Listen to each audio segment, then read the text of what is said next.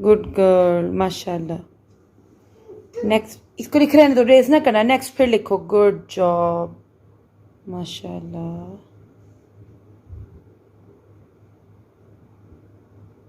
Mummy is very dirty. I wash him.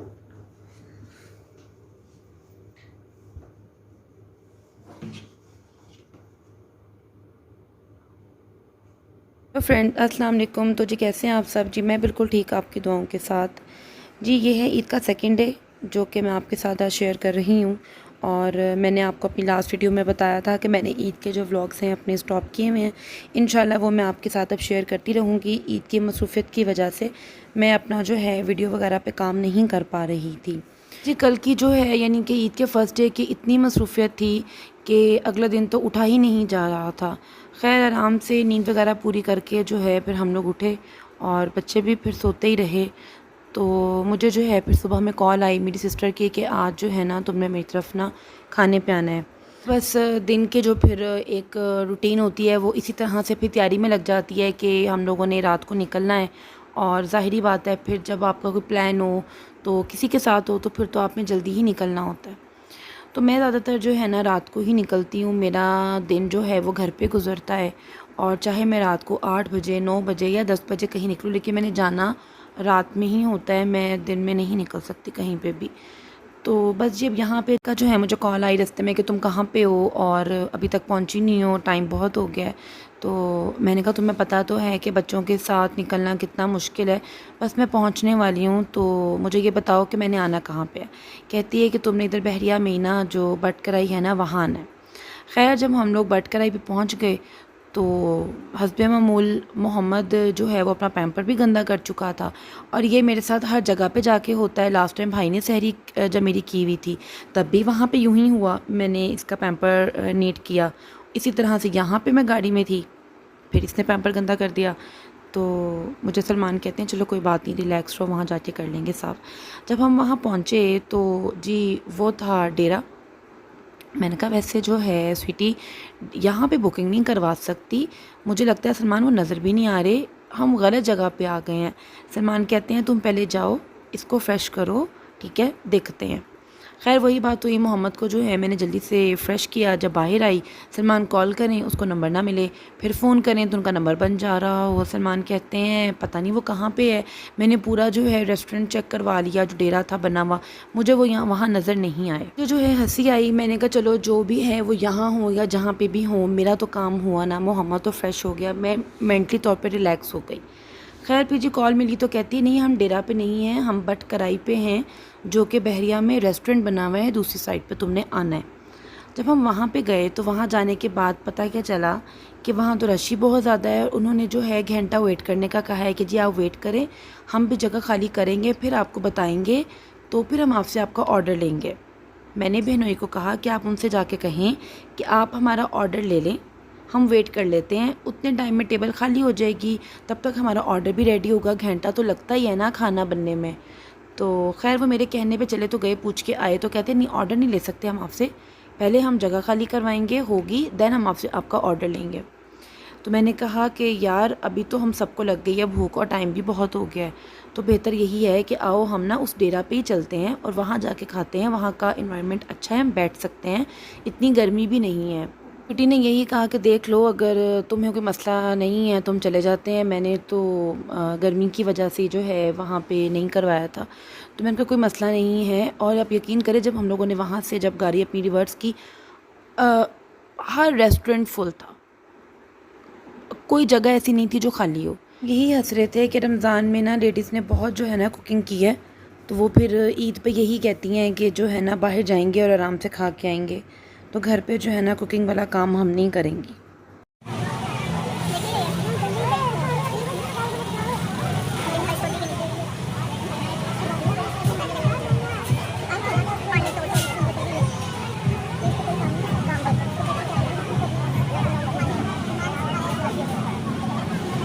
हम यहाँ पे बैठे हुए जो हैं अपने मेहंदी के डिज़ाइन चेक कर रहे हैं, कलर्स चेक कर रहे हैं कि किसका कलर डार्क आया। और शुरू से हम दोनों का ना यही काम है कि हम अपनी मेहंदी का कलर देखते हैं। तो बस अब यहाँ पे जो है ऑर्डर दिया हुआ था और खाने का वेट कर रहे हैं, भूख बहुत ज़्यादा लग चुकी हुई है। और बहुत ज़्यादा जो है ना इनका आज का दिन काम चल रहा है। जब हम लोग यहाँ पे आए और इन्हें कहा कि हम आ गए हैं वापस, तो वो हंसा जो है ना जो गाड़ी पार्क करवाता है, तो कहता है मैं आपके लिए अभी टेबल लगवाता हूँ, आपने कहाँ बैठना है। तो वैसे तो प्लान था कि ऊपर जाके बैठते हैं, तो फिर मम्मा ने कहा कि नहीं नीचे ही बैठते हैं, मोहम्मद छोटा है, एमी बार बार सीढ़ियों के पास आएगा तो गिरने का डर होगा, यहाँ खेलते रहेंगे तो कोई ख़तरा तो नहीं होगा ना। तो बस जी उसकी मेहरबानी कि उसने हमें जल्दी से टेबल लगवा दी, वरना बहुत रश था यहाँ पे भी, और ऑर्डर जा रहे हैं, लोग खाने आ रहे हैं। और इवन कि हम जब तक बैठे रहे हैं, रात कोई 12-1 से ज़्यादा का टाइम हो चुका हुआ था, तब तक भी लोग आ रहे थे घर से खाना खाने के लिए। इफ्तार के बाद जो है अब खाना आ चुका है, और अब यकीन जानिए खाना बहुत मज़े का था। जितनी भूख लगी हुई थी, अल्लाह का शुक्र है कि अल्लाह पाक ने उतना ही मज़े का खाना जो है हम लोगों को नसीब किया।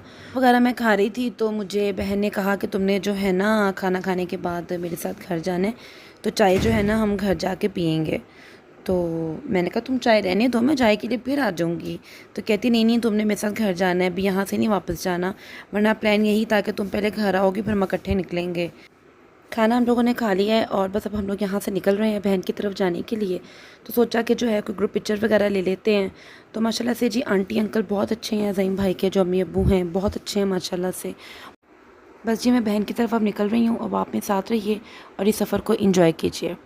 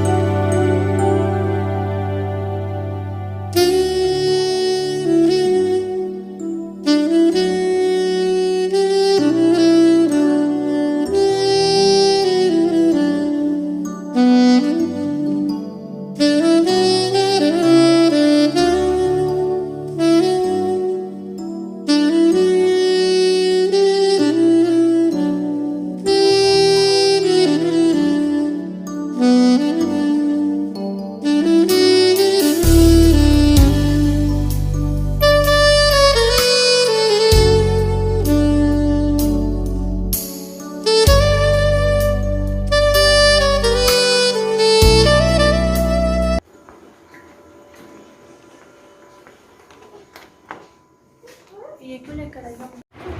चैट किधर है? जा लेके आओ, जाओ। क्या बुबू? आप करो। मोमा यू सिट हियर, सिट। भाई साहब ने सुनी होगी ये क्यों लेके आई हो, मैं इसके घर कुछ भी लेके चली जाऊँ ना, कुछ भी लेके चली जाऊँ, ये कहती है ये क्यों लेके आई हो। तो मुझे इसके ऊपर बहुत हंसी आई, तो मैंने कहा ये जो है ना मैं आपके साथ शेयर करती हूँ। आइसक्रीम ले जाओ तो ये क्यों लेके आई हो, केक ले जाओ तो ये क्यों लेके आई हो। तो मैंने सोचा मैं ड्रिंक्स ले जाती हूँ, ये भी पीती है और भाई भी पीते हैं, तो कहती है ये क्यों लेके आई हो। तो मैंने कहा ये कोई बात है करने वाली।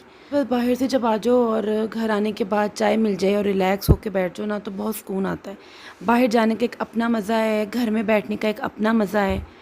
और बस चाय वगैरह पी रहे हैं, और आंटी ने जो है बहुत मज़े की एक स्वीट डिश बनाई हुई थी, तो मुझे स्वीटी ने कहा कि टेस्ट करो, ये अम्मी ने बनाई है और बहुत टेस्टी है।